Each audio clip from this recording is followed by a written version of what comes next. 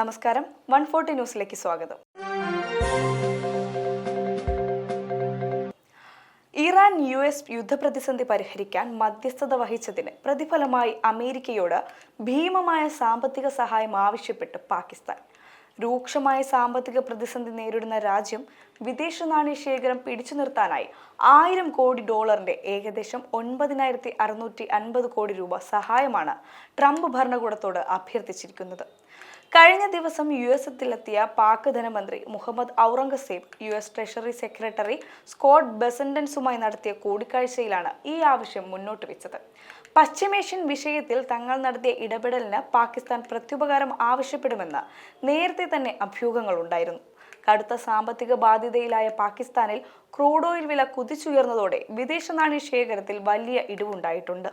ഇതിനു പരിഹാരമായി 5 വർഷത്തേക്ക് എക്സ്ചേഞ്ച് സ്റ്റെബിലൈസേഷൻ പദ്ധതി ഏർപ്പെടുത്തണമെന്നാണ് പാകിസ്ഥാന്റെ ആവശ്യം. അതിശക്തമായ ഭൂകമ്പത്തിൽ ആയിരക്കണക്കിന് മനുഷ്യർ കൊല്ലപ്പെടുകയും വൻ നാശനഷ്ടങ്ങൾ സംഭവിക്കുകയും ചെയ്തതിന്റെ ആഘാതത്തിൽ നിന്ന് വെനസ്വേല ഇനിയും മുക്തമായിട്ടില്ല. മഹാദുരന്തത്തിന്റെ ആഘാതത്തിൽ കഴിയുന്ന ജനങ്ങളെ കൂടുതൽ ഭീതിയിലാഴ്ത്തിക്കൊണ്ടാണ് ഇപ്പോൾ ഹന്ത വൈറസ് ബാധയുടെ പുതിയ ഭീഷണി രാജ്യത്ത് ഉയർന്നിരിക്കുന്നത്. രോഗബാധയെ തുടർന്ന് 3 പേർ ഇതിനോടകം മരിച്ചതായി വെനസ്വേല ആരോഗ്യ മന്ത്രാലയം ഔദ്യോഗികമായി സ്ഥിരീകരിച്ചു. കിഴക്കൻ വെനസ്വേലൻ സംസ്ഥാനമായ അൻസോട്ടഗയിലെ ഒരു കുടുംബത്തിലെ 3 അംഗങ്ങളാണ് ഹന്ത വൈറസ് ബാധിച്ച് മരണപ്പെട്ടത്.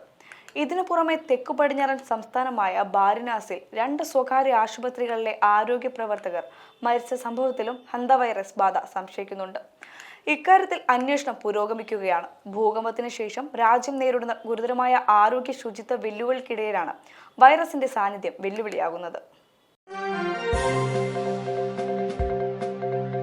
പ്രതിപക്ഷ പ്രതിഷേധത്തിനൊടുവിൽ നീറ്റ് ക്രമക്കേടിൽ പാർലമെന്റിൽ ചർച്ചയ്ക്ക് തയ്യാറായി കേന്ദ്ര സർക്കാർ.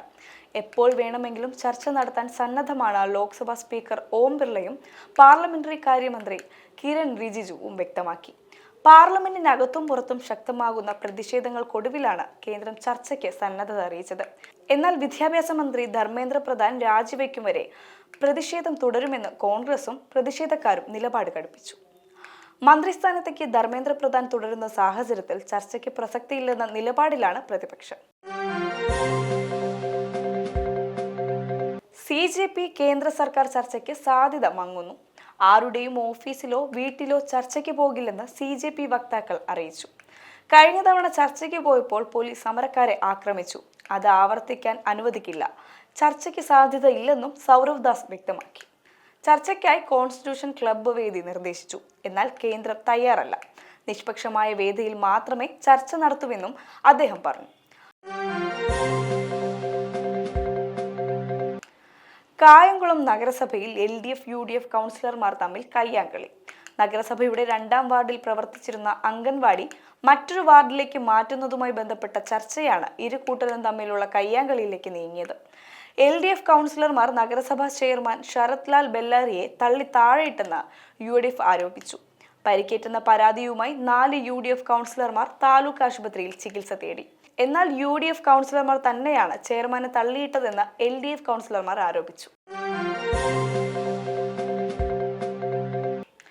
തിരുവനന്തപുരത്തെ KPCC ആസ്ഥാനത്തേക്ക് BJP നടത്തിയ മാർച്ചിൽ സംഘർഷം. ദില്ലിയിൽ മോദിയുടെ വീടിന് മുന്നിലെ കോൺഗ്രസ് സമരത്തിൽ പ്രതിഷേധിച്ചാണ് KPCC ആസ്ഥാനത്തേക്ക് BJP മാർച്ച് നടത്തുന്നത്. മാർച്ചിന് നേരെ പോലീസ് ജലപീരങ്കി പ്രയോഗിച്ചു. വനിതാ പ്രവർത്തകയെ പോലീസ് മുഖത്തടിച്ചെന്ന് BJP ആരോപിച്ചു. ബാരിക്കേഡ് മറിച്ചിടാനുള്ള ശ്രമത്തിൽ നിന്നും പ്രവർത്തകരെ പിന്തിരിപ്പിക്കാനുള്ള ശ്രമത്തിലാണ് പോലീസ്. BJP സംസ്ഥാന അധ്യക്ഷൻ രാജീവ് ചന്ദ്രശേഖർ മാർച്ച് ഉദ്ഘാടനം ചെയ്തു. ജനാധിപത്യം അട്ടിമറിക്കാൻ സമ്മതിക്കില്ലെന്നും നടന്നത് മോദിയെ ആക്രമിക്കാനുള്ള ശ്രമമാണെന്നും രാജീവ് ചന്ദ്രശേഖർ പറഞ്ഞു.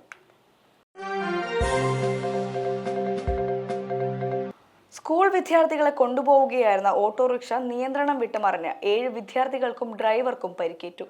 ഇന്ന് രാവിലെ 9:30 കാസർഗോഡ് നഗരത്തിലെ MG റോഡിൽ ഫോർട്ട് റോഡ് ജംഗ്ഷനിലാണ് അപകടം. മഡോണ സ്കൂളിലെയും മുനിസിപ്പൽ ഗവൺമെന്റ് UP സ്കൂളിലെയും വിദ്യാർത്ഥികൾക്കാണ് പരിക്കേറ്റത്. കുട്ടികളെ ഉടൻ തന്നെ ജനറൽ ആശുപത്രിയിൽ പ്രവേശിപ്പിച്ചു. ആരുടെയും പരിക്ക് ഗുരുതരമല്ല. അപകടത്തിന്റെ CCTV ദൃശ്യം പുറത്തുവന്നു. നിയന്ത്രണം വിട്ട ഓട്ടോ നടപ്പാതയിലിടിച്ച് മറിയുകയായിരുന്നു. കീഴൂർ കടപ്പുറത്തെ ഉമേഷിന്റെ ഓട്ടോയാണ് മറിഞ്ഞത്. റോഡിലെ കുഴിയിൽ ചാടിയാണ് നിയന്ത്രണം വിട്ടതെന്ന് ഉമേഷൻ പറഞ്ഞു. തിരഞ്ഞെടുപ്പ് കാലത്ത് 25 കോടിയോളം രൂപയുടെ കള്ളപ്പണം തൃശൂരിലെ BJP ഓഫീസിൽ എത്തിയതായി വെളിപ്പെടുത്തൽ.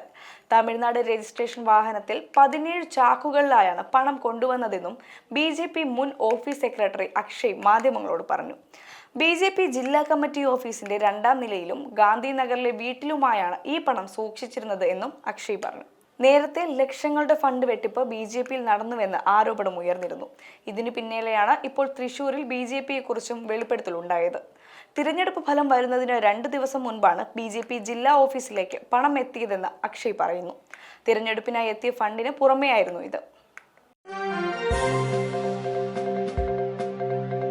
Kannur Payyambalam government vocational higher secondary സ്കൂളിൽ അജ്ഞാതരുടെ ആക്രമണം.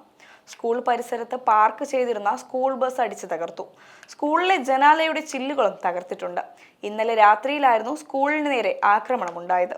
രാവിലെ സ്കൂളിലെത്തിയ ജീവനക്കാരാണ് സ്കൂൾ ബസും കെട്ടിടത്തിന്റെ ചില്ലുകളും തകർന്ന നിലയിൽ ആദ്യം കണ്ടത്. മാസങ്ങൾക്ക് മുൻപ് K. സുധാകരൻ MPയുടെ ഫണ്ടിൽ നിന്ന് ലഭിച്ച സ്കൂൾ ബസ്സാണ് തകർന്നത്. സംഭവത്തിന് പിന്നിൽ ആരെന്നതിൽ വ്യക്തമായിട്ടില്ല. സ്കൂൾ അധികൃതർ ഇതുമായി ബന്ധപ്പെട്ട് പോലീസിന് പരാതി നൽകിയിട്ടുണ്ട്. കൊച്ചി തീരത്ത് മത്സ്യബന്ധന ബോട്ടുമായി കപ്പൽ കൂട്ടിയിടിച്ച സംഭവത്തിൽ സിംഗപ്പൂർ കപ്പൽ കമ്പനിക്ക് തിരിച്ചടി. കേസിൽ കോസ്റ്റൽ പോലീസ് നടത്തുന്ന അന്വേഷണത്തിന് ഏർപ്പെടുത്തിയിരുന്ന സ്റ്റേ ഹൈക്കോടതി നീക്കി. തിരുവനന്തപുരം സ്വദേശിയുടെ സിത്താര എന്ന ബോട്ടുമായാണ് സിംഗപ്പൂർ പതാകയുള്ള ഓറഞ്ച് വിക്ടോറിയ എന്ന കപ്പലാണ് കൂട്ടിയിടിച്ചത്. സർക്കാരിന്റെ ഇടപെടലിനെ തുടർന്നാണ് 2021 മുതൽ നിലവിലുണ്ടായിരുന്ന സ്റ്റേ ഹർജി തള്ളി പോലീസിന് അന്വേഷണം തുടരാൻ കോടതി അനുമതി നൽകിയത്.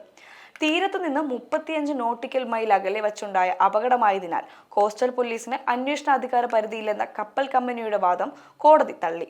അപകടം നടന്നത് ഇന്ത്യയുടെ എക്സ്ക്ലൂസീവ് ഇക്കോണമിക് സോണിലാണെന്നും 2016 കേന്ദ്ര വിജ്ഞാപന പ്രകാരം ഇത്തരത്തിലുള്ള കേസുകൾ അന്വേഷിക്കാൻ കോസ്റ്റൽ പോലീസിന് പൂർണ്ണ അധികാരമുണ്ടെന്നും കോടതി വ്യക്തമാക്കി.